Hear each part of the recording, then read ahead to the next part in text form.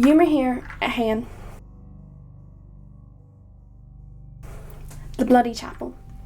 Leap Castle is said to be the most haunted castle in Ireland. It has a horrific history, with each passing century being punctured by ferocious acts of violence. One of the most gruesome murders to take place in the castle occurred in 1532, in a room above the main hall of the castle, which is known as the Bloody Chapel. The original castle is thought to have been built in 1250 and was the principal seat of the fearsome Ely O'Carroll clan. In the aftermath of the death of the chieftain Mullarunny O'Carroll in 1532, a bitter succession dispute arose over the leadership of the clan. The dispute came to an abrupt end when one-eyed Taig O'Carroll, who at Mass was being celebrated in a room, stormed in chanting holy rites and drove a sword into the back of a priest who was also his older brother Thaddeus. The fatally wounded priest fell onto the altar in front of his family and breathed his last. The priest's spirit is said to haunt the Bloody Chapel and is thought to be one of the Leap's earlier ghosts.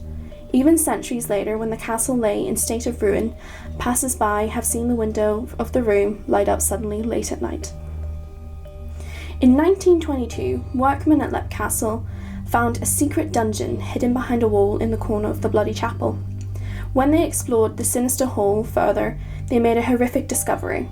There was enough human skeletons amassed on top of wooden spikes that it would take 3 cartloads to remove them. Prisoners or unsuspected guests of the O'Carrolls would have been dropped down through the hidden trapdoor above the dungeon, where they would have had their lungs punctured by the wooden spikes below. There they would have been left to die a horrific death, within earshot of their gracious hosts and their merriment below. One of the most infamous killings that took place at Leap Castle was also one of the most treacherous.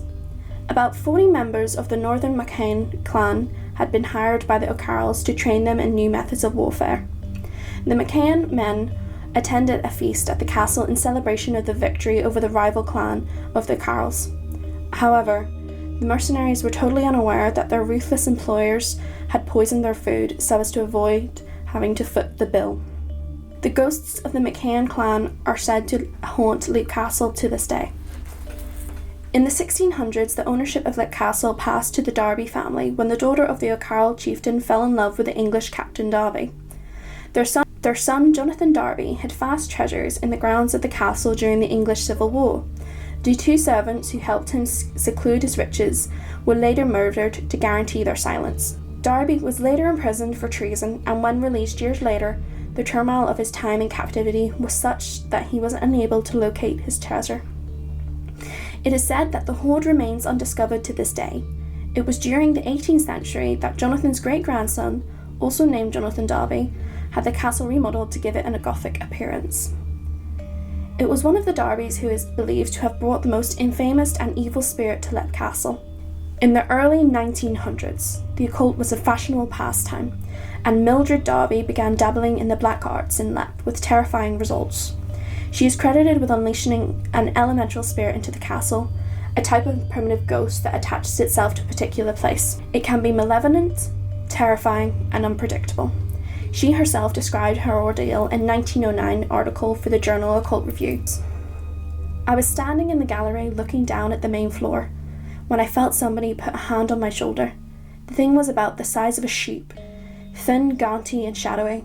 Its face was human, but to be more accurate, inhuman. Its lust in its eyes, which seemed half decomposed in black cavities, stared into mine. The horrible smell, 100 times intensified, came up into my face, giving me a deadly nausea. It was the smell of decomposing corpses. Her foray into the black arts awakened this elemental, which made its presence felt within the castle with a ferocious intensity for much of the following century. Leap was burnt down and destroyed in 1922 by the IRA, while the Darbys were living in England. The castle lay in ruins until it was purchased by the current owners Sean and Anne Ryan in 1991. Sean has frequent sightings of the numerous spirits, but thankfully the Ryans have never encountered the elemental, who for now seems to have retreated. Despite some early skirmishes, he has found that his family and the resident spirits have been able to coexist happily at Leap. After all, in terms of vast turbulent history of the castle, it is he who is just passing through.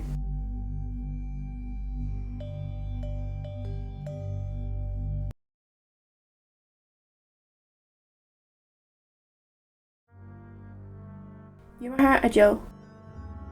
The Dullahan, Ireland's headless horseman. It is said that after sunset, on certain festivals and feast days, one of the most terrifying creatures in the spirit world, the Dullahan, can be seen riding a magnificent black stallion across the countryside. Wherever he stops, a mortal dies. Clad in flowing black robes, the Dullahan has no head on his shoulders. He carries it with him in his hand, and because he is endowed with a supernatural sight, he will hold the head up high.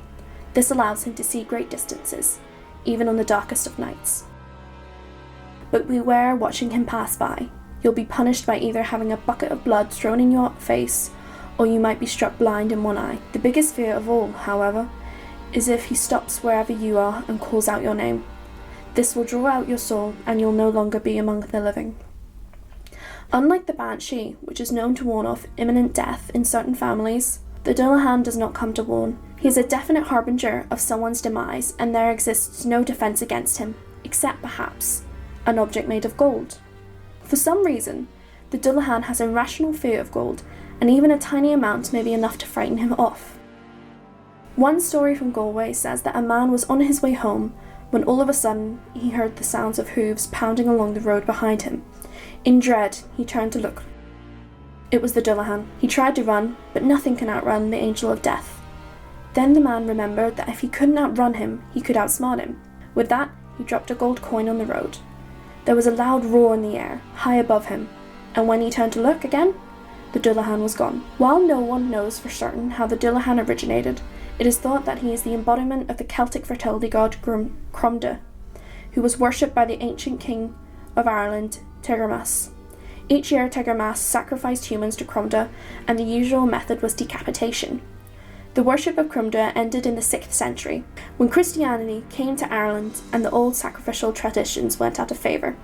But Crumda was not so easily forgotten, for it's said that he took on a physical form, the headless Dullahan, which means dark man, riding his mighty charger and using a human spine for a whip. And while this is the way he is most often described, in some parts of Ireland, he drives a black coach drawn by a team of 6 black horses. They travel so fast that the friction from their hooves is said to set the hedges on fire along the side of the roads. And no matter how firmly they are locked, all gates fly open to let the Dullahan through. So, if you're in Ireland this Halloween season, be safe at home by sunset, don't look out your window, and definitely keep a gold object close at hand.